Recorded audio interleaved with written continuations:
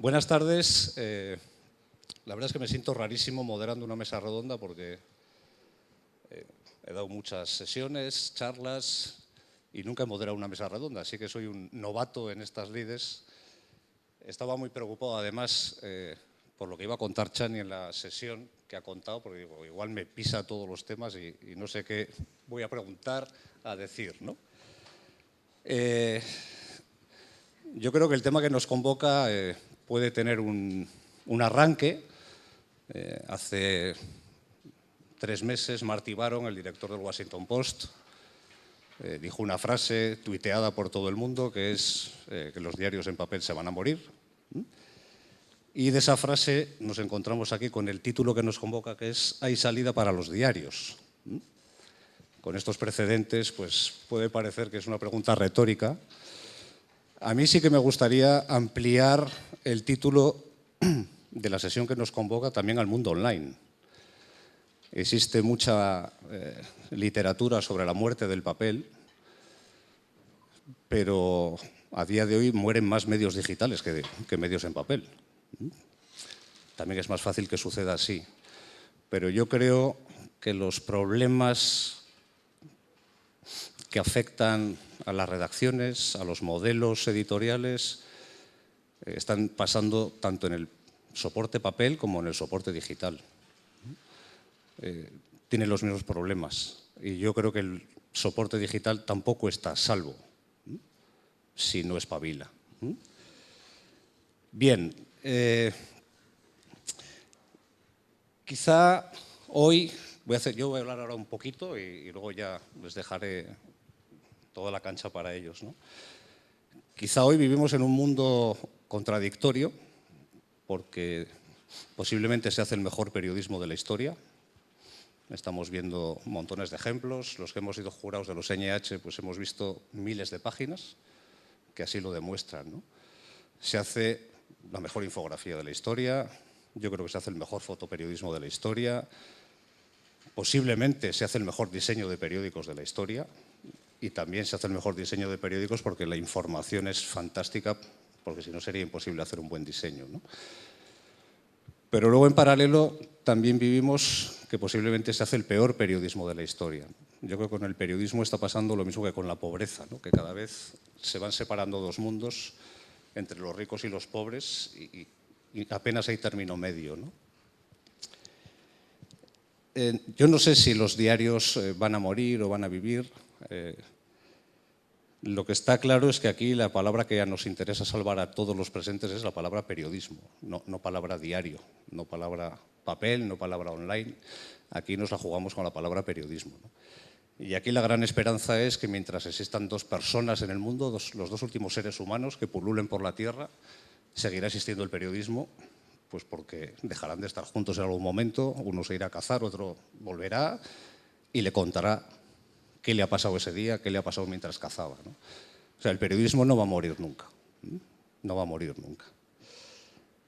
Bien, yo creo que las 4 personas que me acompañan en la mesa tienen perfiles muy distintos, lo que puede enriquecer muchísimo las ideas que vayan fluyendo aquí en el debate y luego en las preguntas, ¿no? Tengo a mi derecha a Angélica. Angélica, yo me imagino, no sé si aquí, yo vengo de una ciudad muy pequeñita donde nos conocemos todos, no sé si aquí la comunidad periodística en la ciudad os conocéis, ¿no? Angélica es la editora de tendencias del diario La Tercera. Tengo a mi lado al director, a Sebastián, el director de Publimetro, que es el diario gratuito de más difusión y más penetración en Santiago. Tenemos un diario convencional, tenemos un diario gratuito. Tengo más a mi derecha a John Müller. John es un tipo muy interesante porque tiene una trayectoria que engloba varios modelos periodísticos que pueden enriquecer el debate, ¿no? John es uno de los miembros fundadores del diario El Mundo en Madrid. John vivió la época dorada, por decirlo así, del periodismo, la época de las vacas gordas, del dinero, de tiradas millonarias. John, después de muchísimos años, dejó el mundo y se embarcó en una aventura de un diario nativo digital en España, El Español, también fundado por Pedro J. Ramírez. O sea, que ha estado en los dos modelos periodísticos imperantes, ¿no? El papel en su época buena y en su época mala, y en un medio digital que iba a ser muy novedoso, ¿no? Ha hecho un paréntesis en esa aventura, se ha vuelto a Chile a vivir porque él es chileno, y ahora lo podréis leer en El Mercurio, que es columnista del diario, ¿no? Y luego tenemos a Carlos, a Chani, que voy a decir una cosa de él, que también es una reflexión, que me parece interesante. Todo el mundo sabéis que ha sido director de La Nación, se ha dicho aquí.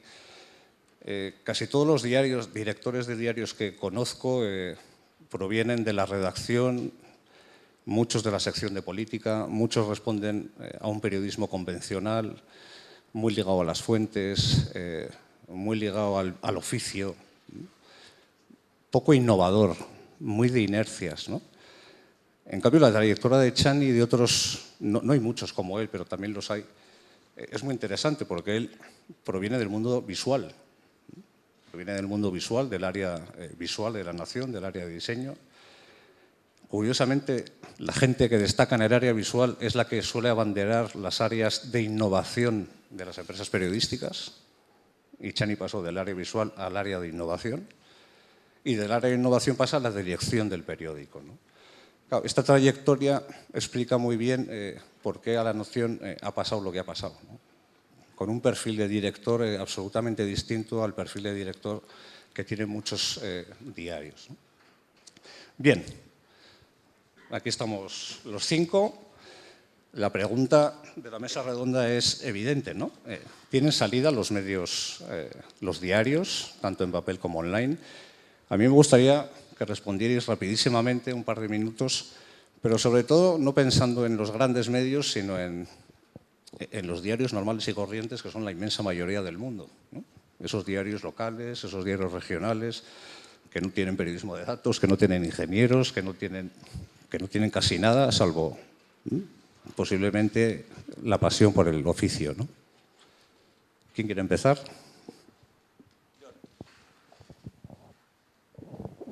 Bueno, yo creo, buenas tardes a todos, gracias por la invitación a participar en este foro. Yo creo que la pregunta clave es la que has formulado tú, corrigiendo el título de la conferencia. La historia es, hay una salida y una alternativa para el periodismo, ¿no?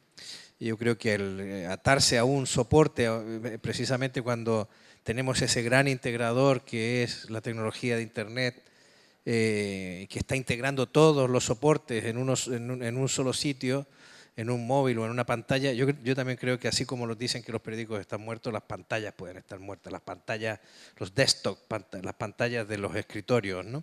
Pueden estar muertas y en cambio están mucho más vivas las pantallas de los móviles. El otro día me encontré a René Cortázar, que muchos conocerán porque fue ministro, yo me acuerdo que fue ministro del Trabajo, me parece que luego fue ministro de alguna otra cosa. Me lo encontré en la CEPAL. Y resulta que en el año 2000, en Pamplona precisamente, y yo creo que tú estabas allí, hubo un seminario donde René estuvo en la misma mesa en la que estaba yo, y ahí él era entonces director o presidente del Directorio de Televisión Nacional de Chile, y en aquella mesa yo vaticiné que en 2010 los periódicos, tal como los conocíamos en ese momento, no iban a existir. Y yo creo que acerté. Él se quedó muy escandalizado porque dijo, tú eres de las pocas personas de una industria que es capaz de vaticinar que su industria va a desaparecer. Bueno, yo me curé en salud diciendo tal como los conocemos hoy. Efectivamente, los periódicos tal como los conocíamos en ese momento ya no existen, han desaparecido. Yo creo que hay una alternativa y si quieres hablamos un poco más de ello. Para mí, esta estancia en Chile ha sido aleccionadora. Quiero agradecerle a Cristian Seger el esfuerzo que ha hecho el Mercurio por que llegáramos a un acuerdo para que yo pudiera venir como columnista aquí.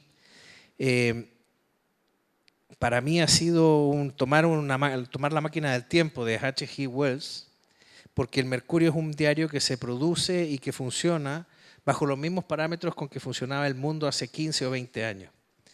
Y eso lo he contado en alguna otra ocasión, me ha permitido pasearme por una redacción y ver personajes que ellos no lo saben, pero están muertos. Oficios o puestos de trabajo que no existen en el futuro. Por lo menos en el futuro que hemos tenido en España. Diseñadores, correctores, una serie, incluso muchos periodistas, que ellos no saben que dentro de 10, 15 o 20 años a lo mejor no van a existir. Y esto me ha llevado a preguntarme, claro, la pregunta que uno se hace cuando hace esta excursión por la película Los Otros y no sabe si los fantasmas son ellos o soy yo, es esa, ¿no? ¿Soy yo el fantasma? Y entonces he descubierto que cometimos un error imperdonable en la prensa española, que fue la decisión de regalar nuestros contenidos en la red. En una batalla intensísima que hubo a principios de este siglo, por liderar las audiencias en Internet, las nacientes audiencias en Internet, y que fuimos especialmente protagonistas el mundo y el país, decidimos volcar el contenido de nuestros periódicos prácticamente íntegros en online. Y esto, unido a la crisis económica que posteriormente vino en España, terminó por liquidar el argumento fundamental que había para comprar el papel. Aparte de eso, además, destruimos a los kiosqueros, que eran nuestros aliados naturales, pues porque era mucho más fácil leer en el ordenador el periódico que bajar a comprarlo, sobre todo en un día de lluvia. Y el énfasis, pero el problema no es que hayamos puesto a disposición de los lectores nuestros periódicos en online. El problema es que además le hicimos muchísima propaganda a que los habíamos puesto en el online. Yo me he dado cuenta que aquí en Chile se ha seguido una estrategia mucho más prudente. No es porque haya atraso tecnológico, al contrario, la penetración de Internet aquí a mí no me parece que sea tan distinta que la que puede haber en un país europeo como España o Portugal o Italia. Aquí es simplemente que los medios escritos han cuidado un poco más su soporte, han sido más cuidadosos a la hora de volcar determinados contenidos en Internet. También eso ha provocado algunas patologías, pero esto me ha hecho ver que ese gran error cometido en el año 2000 probablemente aceleró la muerte o la crisis de los soportes. Hoy el Mercurio cada día vende más periódicos de papel de los que se venden en la ciudad de Madrid. Y eso ya es una tragedia. Gracias.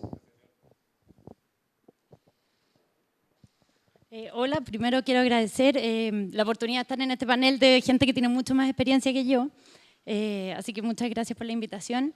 Yo solamente quiero contar un poquito una experiencia personal. Yo hasta hace 4 años trabajaba en una universidad, un tiempo tuve un blog de análisis de medios, después me fui a estudiar cosas de medios y tenía como una mirada, una perspectiva como de lo que estaba pasando. Hace 4 años me fui a trabajar a la Tercera y estoy ahí, y eso pasa cuando uno está en un medio que está como con la cabeza incrustada ahí. Me cuesta tener distancia como para analizar, así como hay salida para los diarios.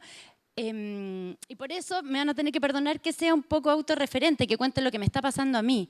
Que yo me imagino que puede ser lo que le está pasando a muchos de los que están en medios en este momento. Que yo hace 4 años llegué a trabajar en un diario que no era muy distinto, tal como comenta John, a cuando yo había trabajado en la revista ¿Qué pasa? 10 años antes. Hoy día siento que yo ya no estoy trabajando en un diario. No sé en qué estoy trabajando, pero no estoy trabajando en un diario. Ya no es el diario que yo conocí y eso no es un proceso que se dio de un día para otro, sino que siento que ha cristalizado en los últimos años con más fuerza. Y les cuento mi día a día. Yo hoy día estoy en cierre, ando totalmente cruzada porque no me gusta cómo está quedando la portada, peleamos con el diseñador, nos entretenemos en eso también, gastamos harta energía en eso.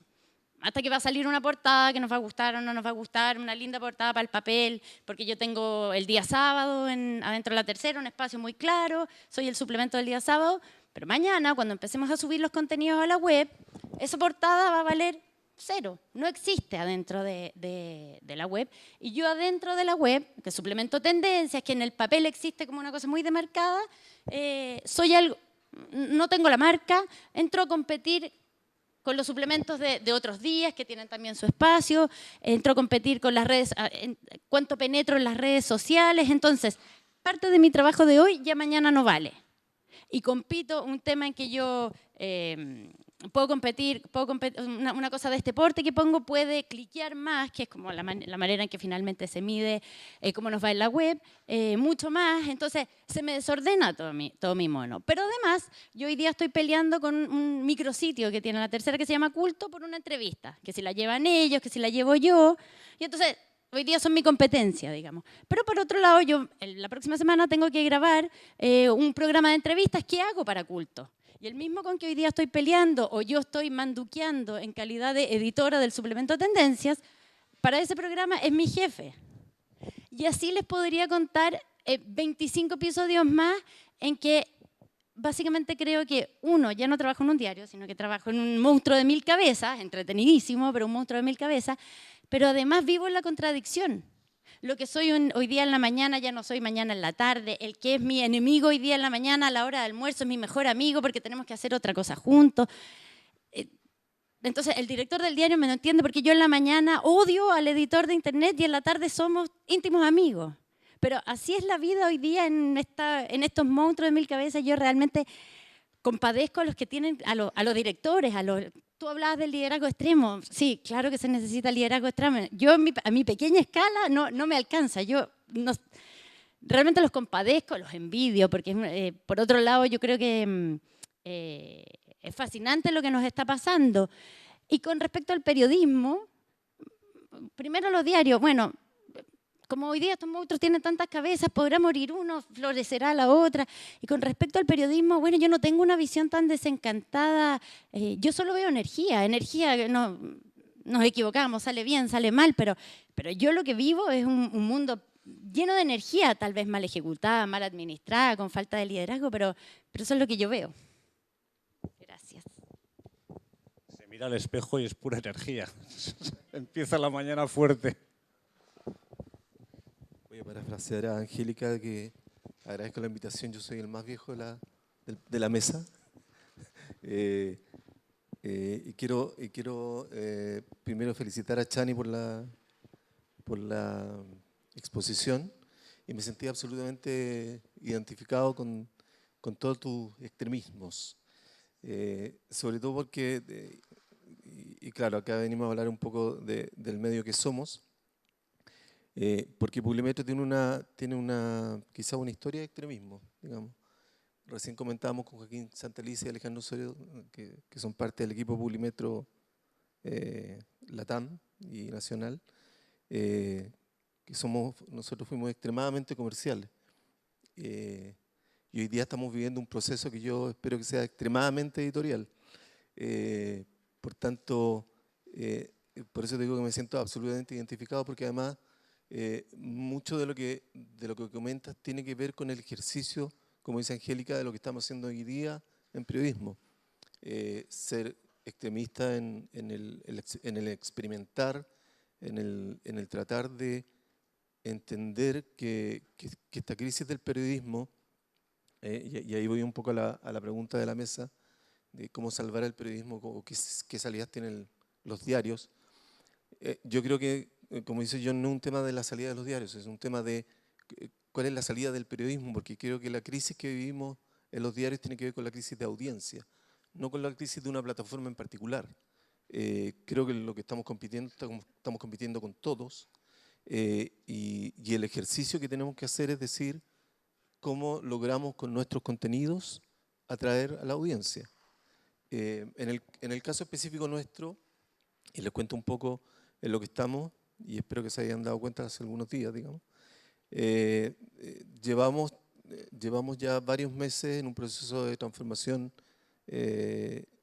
editorial a nivel de las 10 operaciones de Publimetro en América Latina, en un proceso que está encabezando Joaquín con Eugenio Chaguán, que es el director digital y editorial de la empresa, que nos damos cuenta que las soluciones que nos sirvieron ayer, hace 10, 5 años, ya no son las mismas que tienen el éxito de hoy en día. No podemos quedarnos con esta cosa de que no, somos los más leídos en diarios escritos en Chile con 360.000 lectores. Eso no nos sirve mucho, no nos podemos quedar en eso. Y estamos haciendo una transformación que creemos que va en el sentido de lo que habla Chani, de que hay que experimentar. Y yo creo que, y quiero ser muy corto en esto, creo que la crisis de audiencia que vivimos tiene que ver con una falta de convicción respecto a lo que hacemos los periodistas. Aquí no hay un tema de echarle la culpa a... Quiero recordar que hubo algún dueño de algún periódico que dijo que el problema era que la gente no se estaba dejando. ¿Okay? No ese es el problema. Es no entender la situación. Es que tenemos que hacer mejor periodismo, tenemos que hacer mejores historias, tenemos que meternos a fondo, volver a la calle. Uno de los grandes problemas que tenemos como periodistas es la capacidad de recursos de nuestras empresas y dejar de hacer periodismo de escritorio y volver a la calle donde está la historia, donde te encuentras con la realidad y así lograr zafar de esta crisis que yo creo, y tengo mucho optimismo, vamos a lograr salir porque las soluciones no solo tienen que ver con un diario impreso, sino que tienen que ver con una web. Publimetro, corrígeme Joaquín si me equivoco, está logrando una audiencia regional de 35 millones de usuarios únicos, que es absolutamente contable. En alguna mesa anterior escuché esto de que no tenemos cifras reales de lo que está pasando. Perdón, tenemos las cifras, que no las tengamos o que no las sepamos leer, sobre todo en el mundo digital, las tenemos. Por tanto, es trabajar, trabajar, trabajar. Y a propósito del liderazgo que hablaba Angélica y de que en la mañana era jefe y en la tarde, no sé, subordinada, peón, yo les doy un solo ejemplo. En Chile, la portada la estamos tratando de generar alrededor del mediodía. Y es una portada en la que participa el editor web, el editor general, el editor regional y los periodistas. No es una portada en que haya un jefe. A mí me encanta ser director de diario, digamos, pero ya no es el director de antes, el que pensaba que tenía la verdad y la plasmaba al equipo. Una bonita forma de decir que se la imponía al equipo. Este es un trabajo absolutamente, entre comillas, democrático. Afortunadamente los sueldos no son democráticos, pero el trabajo en sí es democrático. No importa tanto la opinión de uno de los periodistas como la del editor web o la del director o la del jefe de diseño, que en este caso es Ricardo De Luque, que estuvo en la mañana. Por tanto, yo creo que tenemos que entender que ya estas jerarquías de antes ya no existen. Los egos hay que dejarlos en la casa, ni siquiera en la casa, porque también en la casa te genera líos, digamos. Pero es un bello ejercicio. Nosotros pretendemos tener muy buenos resultados de eso, así que, insisto, creo que me identifica absolutamente Chani y eso. Bueno, yo voy a decir algo de lo cual daré cuenta oportunamente, y yo creo que dentro de 10 años van a existir diarios impresos. Ahora, van a ser menos, van a ser más cortos, van a ser más caros, van a ser mejores, los que sobrevivan van a ser mejores, pero sobre todo van a ser distintos. Yo creo que en la premisa, y ahí estoy con John, si uno mira cómo eran los periódicos hace 15 o 20 años, han evolucionado mucho, aquellos al menos que lo están defendiendo su valor, y yo creo que van a evolucionar todavía más.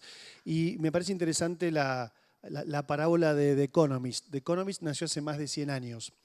Es una revista semanal. Se llama a sí misma Newspaper, ¿no? Es un periódico. Y yo creo que los periódicos del futuro van a ser muy parecidos a cómo ha sido y a cómo es The Economist, en términos de, sobre todo, es un artefacto que permite entender la realidad. ¿Es posible hacerlo todos los días? Bueno, una revista de 80 o 120 páginas como The Economist, seguro que no. Ahora, el futuro será como el León, 16 páginas diarias que nos ayudan a entender e interpretar la realidad. No lo sé. Yo creo que dentro de 10 años sí va a haber periódicos. Y daré cuenta de esta frase el día que muera el último periódico. Yo comparto 100% que el diario del futuro será como tú dices, pero tú dices eso o el diario será así porque ese diario parte de la idea de que el diario que existe ahora no sirve. No sirve, estamos haciendo los mismos diarios que hace 20, 30, 40, 50 años. Tú llegas a esa reflexión de cómo será el diario del futuro y la primera decisión que tomas es que hay que cambiar el modelo editorial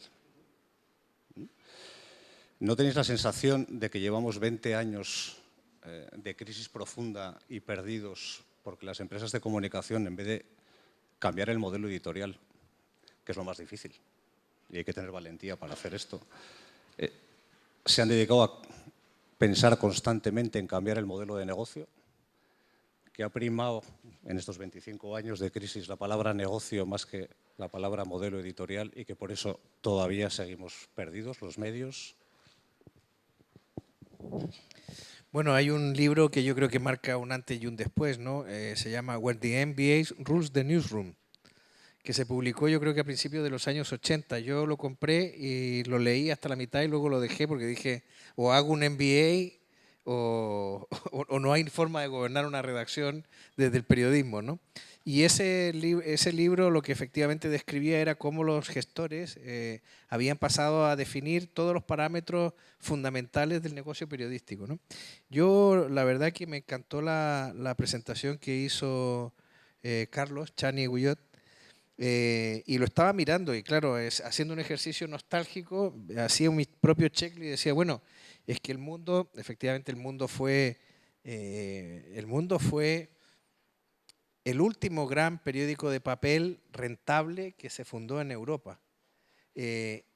A los 3 años de la fundación el mundo estaba tan consolidado y ganaba tanto dinero, como dijo bien Magimeno, que nosotros que pasamos a hacer casos de investigación en el IS, donde se hizo un estudio de casos como el que se hace en Harvard, en la Harvard Business Review. Y estaba mirando el checklist y yo creo que es interesante porque estos 7 principios que tú has puesto aquí para salvar al periodismo son un condensado muy bueno, magnífico. Experimentación extrema. Nosotros en ese momento, en el año 89, introdujimos la infografía con unos ordenadores súper primitivos y prehistóricos que eran los Apple, y el programa se llamaba MacDraw, y el Apple II, una cosa así horrible, unas máquinas antiquísimas. Pero ya teníamos, por ejemplo, experimentación. La infografía fue eso, la colaboración extrema. Yo, que era el jefe de Internacional, cerré los acuerdos de colaboración con Liberación, con el Corriere della Sera y con el Guardian de Londres, que nos permitió subir el estándar de lo que estábamos haciendo en España, porque empezamos a jugar, a compararnos con ellos. Y nuestras crónicas, yo pedía a los corresponsales que las crónicas se parecieran a las del Guardian, lo cual ya significaba subir un poquito la raya, ¿no? Imaginación extrema. Me acuerdo que cuando se celebró el primer día de la primavera en El Mundo, pusimos una ristra de margaritas dibujadas en la portada. Aquello era una cosa, pero bueno, a los lectores les gustó. Principios extremos. No tengo que decir que la denuncia del terrorismo de Estado nos supuso la antipatía del Partido Socialista que entonces gobernaba. Finalmente, todos los casos de corrupción que denunciamos se comprobaron en los tribunales. Liderazgo extremo. Tendría que describir por unos minutos a Pedro J, pero yo creo que muchos saben y su leyenda es extrema. Compromiso extremo. Bueno, el periódico empezó con una editorial que decía el mundo no es de nadie más que de sus lectores. Creo que con el tiempo aquello se fue diluyendo, pero desde el primer momento mostramos un compromiso extremo. Y pasión extrema. Bueno, yo me casé con una diseñadora del periódico. Porque la pasión extrema no me dejaba salir de la redacción. Con lo cual, si no nos casábamos los de la redacción, no había manera de que nos reprodujéramos.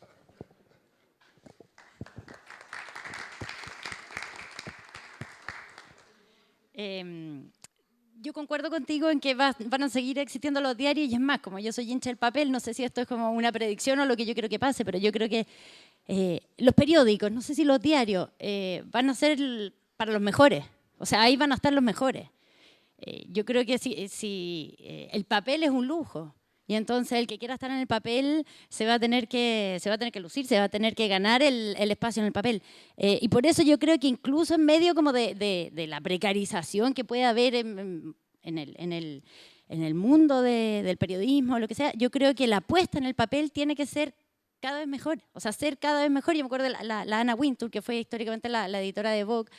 Una vez le preguntaron esto mismo y ella dijo, no, yo creo que las revistas van a tienen un camino, un lindo futuro, pero en la medida en que sean cada vez más ricas, más bonitas, con mejores fotos. O sea, yo creo que hay que invertir ahí es difícil, pero sobre todo, bueno, en este contexto además, en diseño, creo que importa, creo que hay que repensar qué es lo que quiere...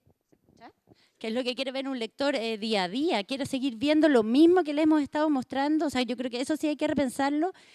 Y yo creo que también hay que... O sea, yo creo que sí hay un sector que se ha quedado mucho más atrasado que el del periodismo incluso, es el de, por lo menos acá en Chile, es el del avisaje, es el de las empresas. Creo que ahí sí que hay una lentitud para adaptarse a los cambios feroz. Yo... como que me dan ganas de ir a dinamitarlos, pero yo creo que ahí sí el periodismo debería empujar a que ahí haya, empujarlos, exigirles. No puede ser que nos avisen con cualquier cosa, que nos piden con cualquier cosa. Siempre he pensado que es un poco lo que está empezando a pasar con todo este fenómeno como de los native ads, estos departamentos como de periodismo comercial que están empezando a aparecer en los distintos medios. Siempre miro los avisos y digo, ¿y por qué no me voy y me apodero de los avisos? Y voy y les vendo a las empresas periodismo y hago periodismo mejor en los avisos, o sea, como entro por los avisos con periodismo. Y bueno, y creo que eso está empezando a pasar, pero creo que lo que hay que empujar muy fuerte, tal vez yéndose a meter ahí, no sé, es una reformulación del mundo del avisaje, del mundo comercial que entra por ahí. Ojalá que estén de acuerdo. Yo solo doy idea. Uno es la reformulación de la cabeza nuestra de decidir qué quiere leer la gente cuando hacemos la opción de editar un diario, de no entregarle cualquier cosa por cumplir, sino que entregarle material que yo leería si que lo hubiera en un diario. Yo creo que ese es un primer ejercicio. Y lo segundo, que un poco también contarle a propósito de reformular las redacciones. En Publimetro, y no lo hice yo, por tanto no es mérito mío, no existe la redacción integrada. No sé si se acuerdan todos los libros que se escribieron sobre cómo integrar las redacciones digitales y de papel. En Publimetro existe un equipo de periodistas que escribe, que lo primero que se hace es publicar en la web y que después se decanta a lo mejor en el papel. Ese es un modelo que no funciona. Siempre necesitamos más recursos, más gente, pero creemos que por ahí va el tema. Insisto, hay que experimentar, hay que reformular y esa es parte del negocio. El diario que has propuesto, que has imaginado, que yo creo que es difícil no estar de acuerdo, hay una palabra fundamental que es pago. Ahora todos los propietarios de los medios, todo el mundo dicen que el futuro es el pago, que sus medios van a eso. Pero, por ejemplo, hace 2 semanas, me imagino que todos sabéis el problema que hay en España con Cataluña. El presidente o expresidente catalán huye a Bruselas. Y voy a hablar, por ejemplo, del caso del diario El Mundo, ¿no? El diario El Mundo tiene un corresponsal en Bruselas fantástico que se llama Suances. Y él está tuiteando constantemente lo que está pasando en Bruselas con el caso catalán, ¿no? Twitter es gratuito. Y en los tweets Suances pone enlaces a cosas interesantes relacionadas con lo que está contando, ¿no? De repente Suances deja de tuitear y al cabo de un rato tuitea que ya hay un avance de la noticia, de lo que está pasando en elmundo.es. Que elmundo.es es gratis. Entonces tú entras y en su noticia en la web del Mundo también hay enlaces. Hay documentación, hay anexos, hay vídeo gratuito, ¿no? Claro, al día siguiente, ¿qué carajo hace Suances en el papel que no haya hecho ya? Porque además en el papel no hay enlaces, no hay vídeo. O sea, es que es muy difícil que El Mundo pueda llegar a cobrar alguna vez en su vida, y cuando digo El Mundo digo todos los diarios que están haciendo esto, ¿no? Yo creo que es una conversación súper interesante porque tiene como varias aristas. La primera es, yo coincido con lo que dice la mayor parte de la industria respecto a que en el futuro la audiencia va a ser más importante que los anunciantes en términos de quienes van a pagar por las operaciones editoriales, por los contenidos. De todas maneras, tema 1, es muy importante entender que el periodismo, su ejercicio, tiene una ambición natural de impacto, de influencia y de alcance que tiene que ver con su rol político, institucional en la democracia. Con lo cual, a cualquier editor se le eriza la piel si le dicen tu negocio es perfecto para 5.000 personas y para nadie más, porque el que paga lo tiene y el que no paga no lo tiene. Sobre todo en algunos ámbitos y en este rol de contralor del poder, digamos, ¿no? De todas maneras, yo creo que el futuro es como se dice ahora, freemium. Habrá cosas que son pagas y cosas que son gratis. Y lo que este hombre tiene que hacer es otro carajo que el que carajo hizo en digital. Es decir, yo creo que uno de los problemas es que el nivel cero de periodismo es contar lo que pasó. Bueno, yo creo que un diario impreso que cuenta lo que pasó hace un pésimo trabajo, porque todo el mundo cuando encuentra un diario ya sabe lo que pasó. Con lo cual, a las clásicas 5 preguntas del periodismo, yo creo que el papel se va a enfocar solo en qué significa, por qué pasó, cómo sigue, etcétera, etcétera. Pero el qué, cuándo, cómo y dónde, digo, es un commodity sobre el cual es muy difícil generar hoy valor. Yo no soy tan escéptico como lo pinta Magimeno. Yo creo que Swanses estaba haciendo su trabajo bien, porque de alguna manera su presencia en Twitter, la presencia en Internet, la web del mundo.es factura, no sé, 90 millones de euros. O sea, tampoco es ninguna tontería. O sea, que hay que mantener, eso será gratuito, pero tiene publicidad. O sea que a lo mejor lo que no puede mantener es una empresa de 1.200 trabajadores, pero vamos, 90 millones de euros no los ingresas así a lo tonto. Con lo cual hay que mantenerlo. Y entonces él ha hecho una crónica de alcance para la web. Pero lo que ha hecho en Twitter es una cosa que no nos parece importante y que yo creo que sí es relevante hoy. Y es, él ha mantenido su marca personal. Y su marca personal se revaloriza a través de los followers, los seguidores que él tiene y las personas con las que interactúa. Y eso, de alguna manera, genera comunidad. Si el mundo es un equipo de fútbol, Swanses es el delantero centro y el que marca gol. Y yo necesito que ese tipo tenga un perfil y que esté permanentemente atrayendo más personas a esa comunidad. Swanses es un tipo que genera mucha interacción porque además contesta a las personas en Twitter. No es una tweet star que tira una cosa y se olvida, sino que él entra en polémica y decide contestar, y eso va generando una comunidad de lectores leales. Y sobre todo los friki lectores, que llamo yo, que son los frikis informativos, que son los que están dispuestos y tienen la pulsión de pagar o de sumarse a un proyecto como de corresponde o lo que tú estás planeando, que se parece mucho a lo del diario.es de Nacho Escolar en España también, aunque eso tiene un perfil más político. Yo creo que ahí él hace una tarea que es imprescindible. Estar en Twitter forma parte de la marca personal del periodista y aunque sea gratuito, forma parte del costo natural que tiene el negocio hoy. Ahora no leí la crónica que hizo, pero lo suyo era que hubiera entrevistado a Puigdemont en el periódico. Sí, claro. Mientras tuitea, mientras elabora crónicas. Tiene que tener un buen editor en casa que le diga, no me puedes dar lo mismo que has dado hasta ahora. No sé cómo vamos de tiempo. Voy a plantear otro tema. 5 horas. Bien. 5 horas. No, a mí hay un asunto que me preocupa y alguna vez he tuiteado, también gratis. A mí me preocupa el seguimiento brutal que hacemos todos, yo el primero, al New York Times, al Washington Post. En Twitter constantemente se está publicando lo último que han hecho, la última infografía digital que han hecho, el último experimento que han hecho, el último fichaje de un ingeniero de la NASA que han hecho para hacer esto en el periódico. Y yo creo que llego a la conclusión de que esto es malo para el periodismo. Yo creo que estamos constantemente hablando y tomando como modelos a 2 medios de comunicación que juegan una liga en la cual jamás ningún otro medio de comunicación va a estar, a no ser que a la Guardian de turno le aparezca otro Bezos, cosa que es improbable. Entonces, claro, los medios están tomando medidas de cambio para intentar salir de la crisis haciendo lo mismo que están haciendo estas 2 grandes referencias, ¿no? Yo os pongo un ejemplo rapidísimo.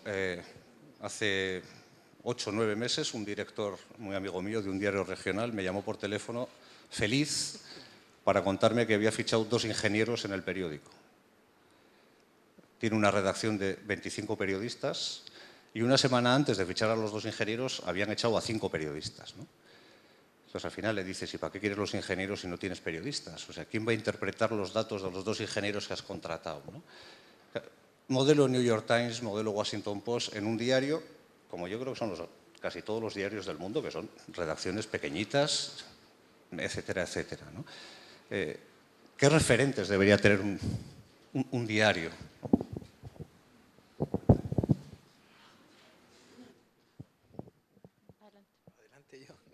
Bueno, a mí también me parece un poco, esto me recuerda a lo que pasó con Trump. O sea, yo estaba aquí en Chile cuando empezó la campaña, pero todo el mundo, todos los periodistas, toda la gente conoce Estados Unidos, sobre todo en Europa, por las películas. Las películas siempre muestran a los policías de Nueva York, como muchos los de Chicago, pero nunca sale el Midwest, nunca sale el Rust Belt, nunca salen esas cosas. Alguna vez sale una patrulla de fronteras en Texas. Pero, claro, cuando tú preguntabas, todo el mundo decía que Hillary iba a ganar. Ayer Niall Ferguson decía que Hillary había tratado de copiar a Evita Perón. O sea, como su marido había gobernado, ella también pensaba que tenía derecho a hacerlo. La verdad es que es una maldad. Todo el mundo pensaba que Hillary iba a ganar porque nosotros bebemos de los medios, del establishment, de la costa este y de la costa oeste, que apostaban por Hillary Clinton. Y cometimos el error de subvalorar, subestimar a Trump, que realmente estaba posicionado en el Rust Belt y en el centro de Estados Unidos, donde no llegan los medios. Eso es lo malo que yo creo que tiene efectivamente el fenómeno de alienación, digamos, por usar un término marxista, que se produce cuando te intentas poner a la misma altura que el New York Times o pensar que puedes hacerlo del New York Times o del Washington Post. Lo importante, yo creo, es lo local. O sea, yo creo que aquí la clave es servir a tu comunidad más cercana. El Washington Post es un diario local, no nos olvidemos, y el New York Times también, con muchas ediciones, porque la ciudad es muy grande, igual Santiago daría para un proyecto así, pero al final son diarios locales, sirven a una comunidad local. Y yo quiero solamente rescatar aquí una de las cosas que me parece más innovadoras en Chile, que es el proyecto de País Lobo, que está aquí Humberto Merino, que es de Osorno como yo, y es un gran editor además, con su revista Enfoque, un luchador. Pero en nuestro pueblo, en Osorno, está este proyecto de País Lobo, que es un tipo que ni siquiera es periodista, pero que ha montado una web que tiene un alcance y una reverberación mediática impresionante. Si tienen alguna ocasión de verlo, y él lo que tiene es esta prescindencia de los intereses políticos. El tipo dispara, como dicen en Chile, de chincola jote. Y no tiene ningún compromiso con nadie. Le pega a la izquierda, le pega a la derecha, le pega al alcalde, le pega al gobernador, le da al gobierno, le da a todos. Y su único compromiso y lealtad es con su comunidad más cercana. Y le está funcionando. Tiene muchísimo más impacto que el medio establecido de la cadena del Mercurio en la ciudad. Con respecto a tu pregunta, no sé cuál, o sea, no podría estar más de acuerdo que deberíamos dejar de mirar un poco tanto como los grandes referentes anglosajones, donde también incluiría el Guardian. Y no sé qué referente ponerte, pero sí creo que en español queda, o sea, en castellano, en el idioma español, queda muchísimo por hacer y me pregunto quién va a lograr como inventar algo que tenga un alcance, o sea, si se va a poder hacer algo con un alcance como latinoamericano. Alguien que logre como generar, a lo mejor no un producto muy masivo, pero lograr a ciertas audiencias que están en Perú, en Bolivia, en Colombia. Argentina no lo pongo porque Argentina es como un mundo, su propio mundo aparte, es más difícil entrarle a Argentina, pero sí creo que... porque creo que los argentinos tienen su propio, es más difícil entrarles, pero sí creo que se podría pensar, o sea, estoy siendo ambiciosa, pero como en algo como de un alcance, un proyecto más ambicioso, que tuviera un impacto como a escala más latinoamericana, que podrían hacerlo los argentinos también, porque yo sí veo, a mí me toca ver... por otro lado, participo como del mundo editorial, de las editoriales independientes acá en Chile, y sí veo que ahí sí se está dando una especie como de red de interés. O sea, en el mundo editorial de libros sí hay una literatura latinoamericana que está teniendo cierto alcance, qué sé yo, y no sé si eso podría ser una apuesta, una ambición. A ver, yo creo que el Washington Post, el New York Times son laboratorios fascinantes, con recursos, con escala, etcétera, etcétera, y me parece que es natural que se los mire, pero es cierto que sus aprendizajes raramente son traspolables a otros casos, y que el futuro va a reflejar la atomización, el futuro de de los editores va a reflejar la atomización de las audiencias, que en el futuro lo que vamos a ver son más editores como los de Osorno, y que ahí está la solución del periodismo, no en que habrá uno o dos grandes por mercado, por distrito, por país, que no serán tan grandes como son ahora, además, en términos de estructuras, pero a mí me parece que esta atomización de las audiencias va a tener su correlato en la atomización de editores, ¿no? Qué difícil. Nada, muy breve. Creo que ni el New York Times, ni el Washington Post, ni el País, ni el Mundo son modelos de negocios que puedan salvar al periodismo. Son modelos de buen periodismo. Por tanto, en ese sentido hay que mirarlo. Y yo coincido con todos. Si finalmente creo que todos tenemos claro que el localismo es lo que nos va a dar la sobrevivencia, creo que estamos metidos todavía yo diría, en una etapa del proceso de transformación de la industria del periodismo en que no sabemos en qué va a terminar. Yo soy muy optimista respecto a estos casos como el de Osorno. Creo que van a existir muchos medios medianos, muy localistas, que van a lograr captar realmente lo que quiere la gente. Y, como dice Chani, 2 o 3 grandes en cada país y no más. Gracias. Hay turno para preguntas, ¿no? ¿Aló? Sí. No sé si hay alguna pregunta para el panel antes de hacer la premiación. Antes de anunciar los premios. Así es. ¿Alguna pregunta para el panel? ¿Alguien? Venga, Cristóbal.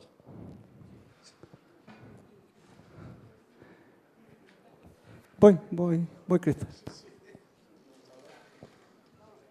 Rápido y veloz. No, no es que las tenga en el bolsillo, sino que nada, voy mirando y de repente ahí se me ocurren cosas.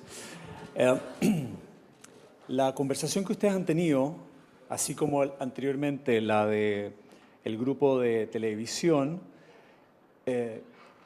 si bien está actualizada a la situación actual, es reiterativa de una discusión que se da desde no sé cuándo. Alguien dijo, estamos en crisis, estamos en una etapa de que tenemos que pensar, hacer las cosas diferentes.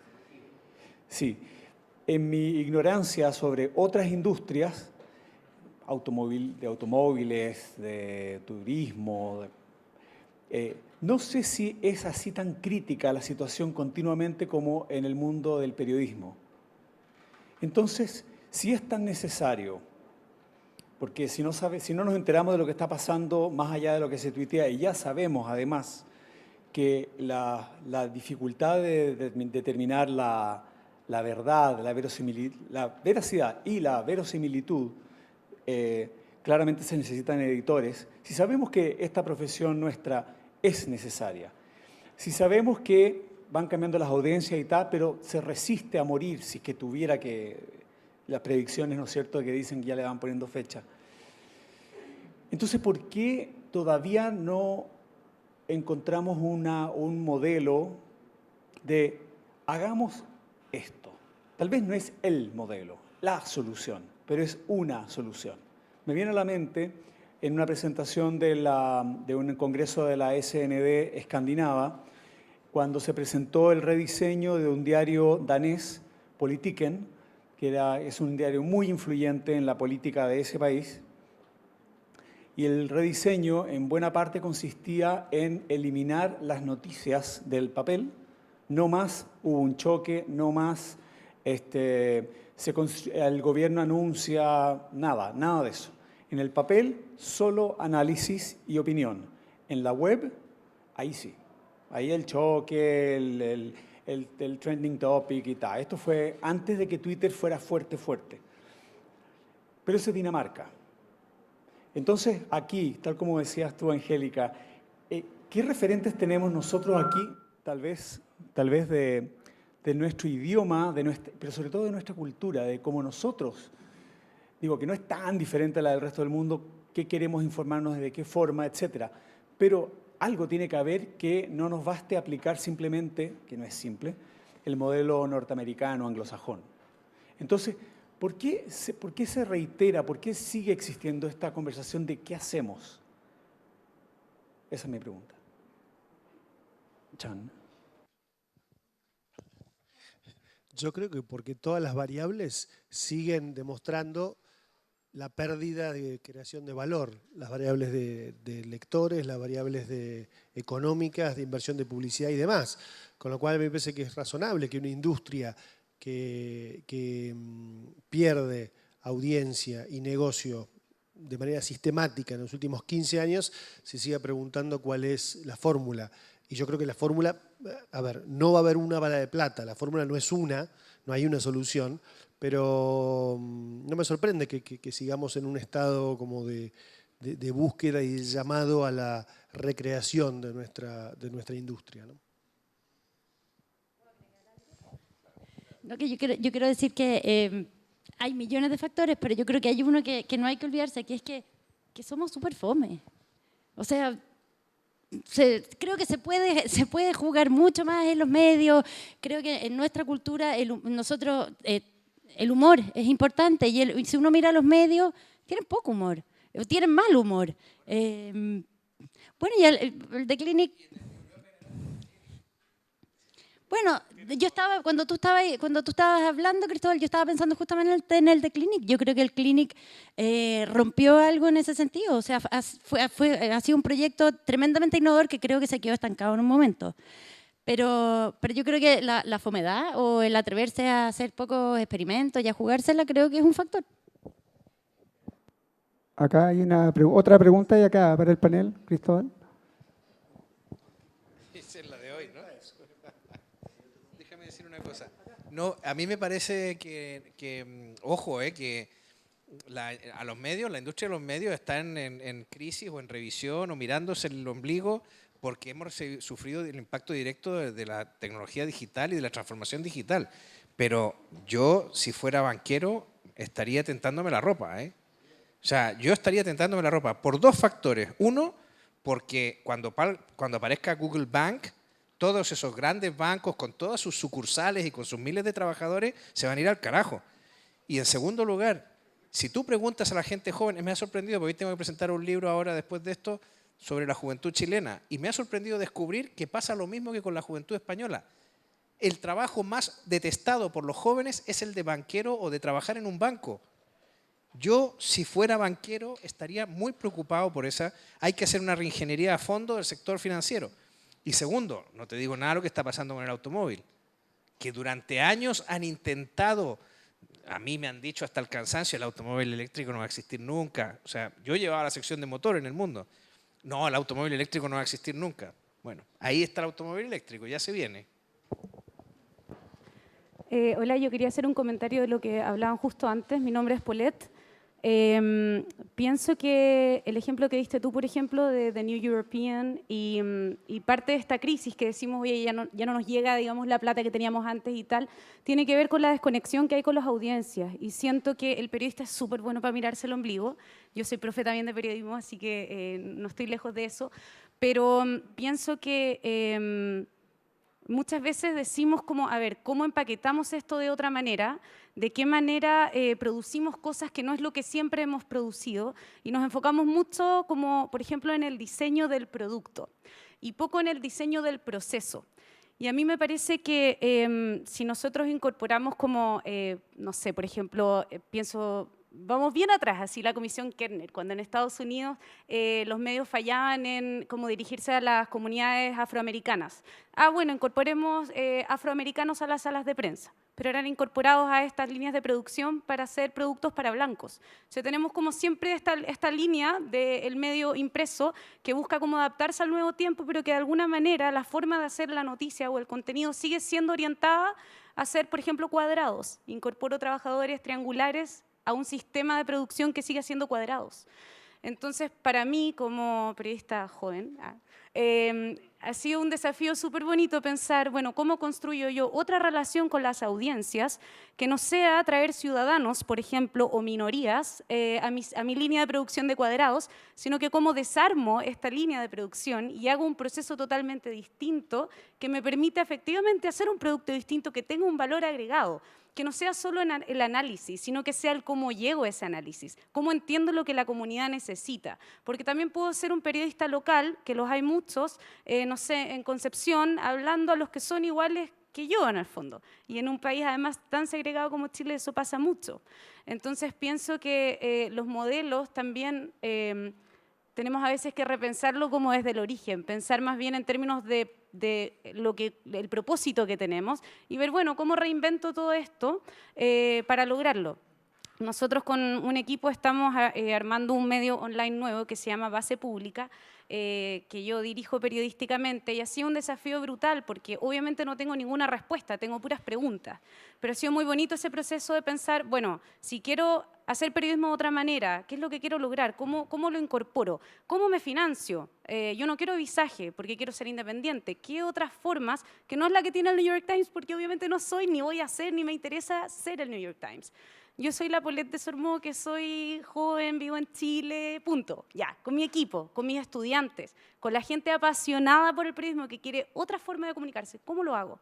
Y siento que ese proceso, y muy desde la colaboración y muy desde la experimentación, a nosotros nos ha traído como bonitos resultados. Y pienso que ustedes que están, en el fondo, tienen carreras de más largo aliento y qué sé yo, sobre todo con sus practicantes, con los millennials, es muy bonito empezar a ver cómo ellos consumen estos medios y qué cosas se les ocurren a ellos en términos de procesos, no solo de productos.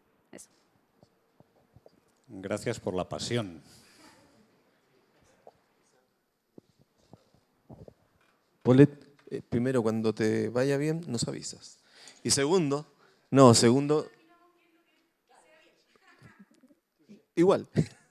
No, lo segundo que te voy a comentar es que quizá uno de las claves que tiene que ver con el tema de la audiencia, que es lo que te decía, que esto es una crisis de la audiencia, y a propósito de la pregunta de Cristóbal, yo solo le diría a Cristóbal que revise las cifras de circulación de los diarios. Y ahí está, digamos. O sea, que tiene que ver, a propósito de los procesos, hoy día las herramientas de redes sociales te permiten captar los intereses de la audiencia en tiempo real. Y el trabajo de los periodistas se está manejando en ese aspecto. Por tanto, ahí hay una vertiente en la cual hay que meterse a fondo. Solo ese dato. Gracias. ¿Quieres preguntar más? Ah.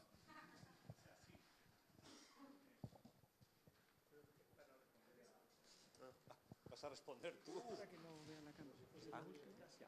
Sube una silla, súbete una silla. Me siento acá.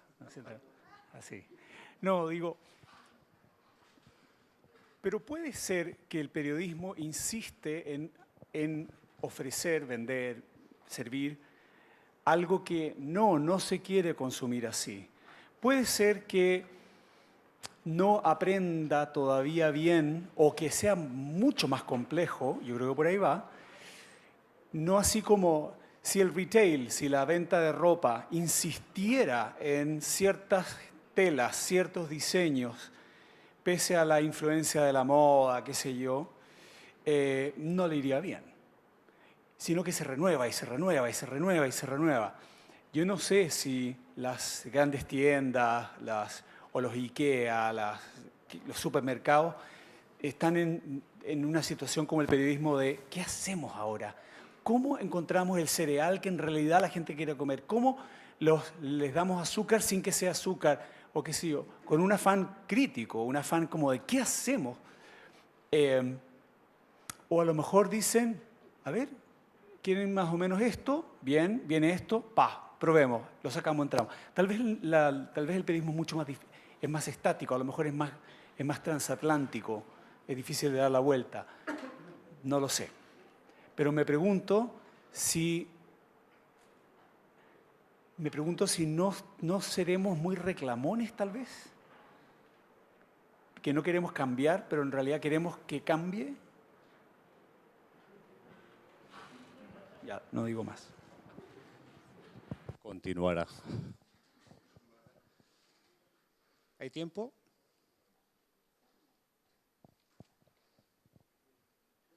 No, porque a medida que, antes de que terminemos, yo tomo nota de algunas ideas que se han dicho a lo largo del día de hoy. No, pero eso lo dejo para el final, que puede ser el cierre de la mesa, porque son una serie de unos 20 titulares que yo creo que si los juntamos responderían positivamente al Hay salida para los diarios, ¿no? De todo ideas que se han dicho aquí a lo largo del día. Sí. Sí.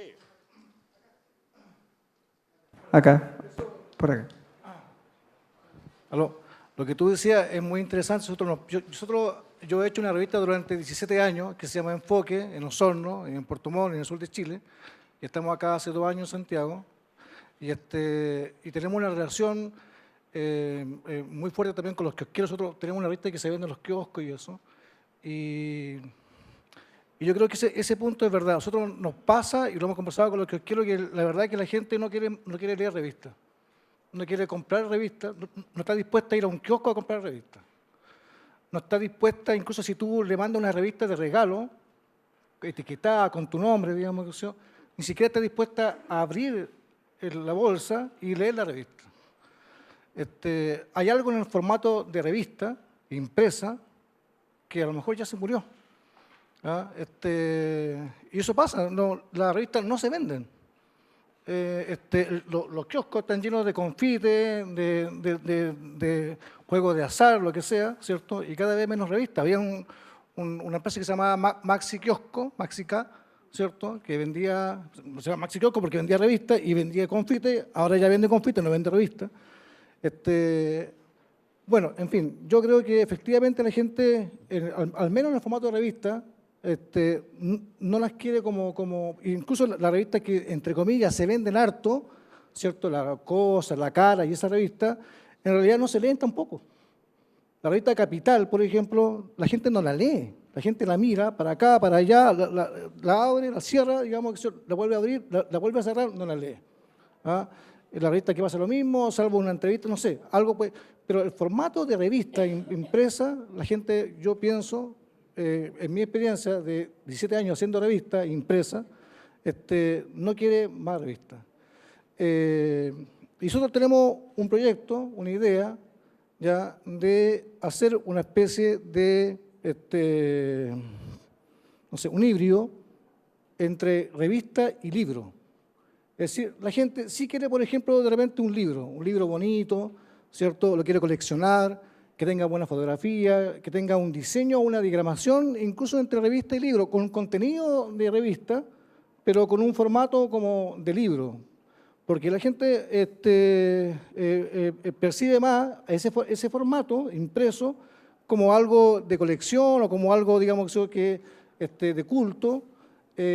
Y bueno, vamos a apostar por eso, vamos a apostar por hacer una revista libro con tapa dura, con el logo, digamos, por así decirlo, de formato de libro, que aparezca una vez, que aparezca quizás 4 al año, a un precio caro, o sea, que tú pagues por lo que vale eso, y tú lo vas a pagar porque te gusta, porque tiene fotografía, porque tú, digamos, se lo vas a mostrar a tu amigo, en fin. Y yo creo que quizá también el tema que tú hablabas, digamos, del periódico L, ¿cierto? Son ideas que en el fondo hay que experimentar. Hay que experimentar con eso, y yo lo invito a experimentar, y también lo invito, digamos, a usted, ¿cierto? A ti, a la Tercera, a la gente de Publimetro, bueno, tú ya no estás en La Nación, también a John, digamos, a que también experimenten con nosotros, con ella, conmigo, con la gente que hace cosas, ¿cierto? Y que no está en los grandes medios, y que nunca hemos estado en los grandes medios, pero hemos estado ahí años y años, digamos, y poco sabemos, y conocemos el negocio, conocemos el mercado. Y eso también pasa, digamos, también en otra industria. Un solo ejemplo. Yo tengo un amigo que hace 15 años atrás hizo alimentos saludables. Cuando no existía la ley de alimentos saludables, no existía la ley, digamos, de etiquetado y nada, él hacía manzana, la embolsaba para que la hagan colaciones, digamos, para los niños. Ninguna gran empresa que lo pudiera haber hecho, Ambrosoli, digamos, a nadie le interesó ese proyecto. Pero sí le interesó al tipo después, digamos, cuando ya empezó a crecer, de comprarlo para sacarlo del mercado. Y eso pasa mucho también en los medios, ¿me entiendes?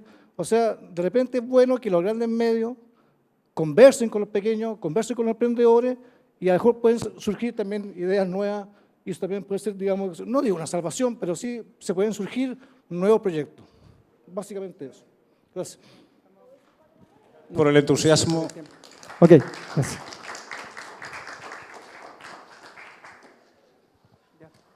Cristóbal, don Cristóbal. ¿Vamos a la premiación ahora? Sí, no, la premiación. Sí. ¿Más? Bueno. ¿Vas a volver a hablar, Cristóbal? No. ¿Por qué me la traen a mí el micrófono? No. ¿Cómo? No, queremos agradecer a este panel que la verdad... No quiere que hable. No, lo cierras tú, porque ahora viene conocer el anuncio al ciudadano, formar y capacitar al periodista, al diseñador, al infografista. Las redacciones están llenas de periodistas aburridos. Sin buena información es imposible el buen diseño. Para ser diario de referencia, hay que servir al lector. La calle de Internet como fuente es necesaria, pero muchísimo más la calle, y cada vez se pisa menos. Análisis, profundidad, para aclarar tantas cosas. El móvil lleva a repensar la infografía. Ven aquí que te voy a contar algo, que te voy a enamorar con lo que he publicado. Sin fe en la capacidad de los medios para cambiar las cosas, deja este oficio. En una redacción la inercia es esencial, pero a veces te paraliza e impide el cambio. Los datos sirven para hacer análisis cualitativo. ¿Escasean los recursos? Quizá, pero mucho peor es que escasee la pasión. Ahora más que nunca es necesario el trabajo en equipo en un medio de comunicación. Adiós al ego, pasión sí, ambición personal nunca. Y el titular que le pondría yo, ¿por qué no? En vez de es que. Gracias, Angélica, Sebastián, Carlos, John.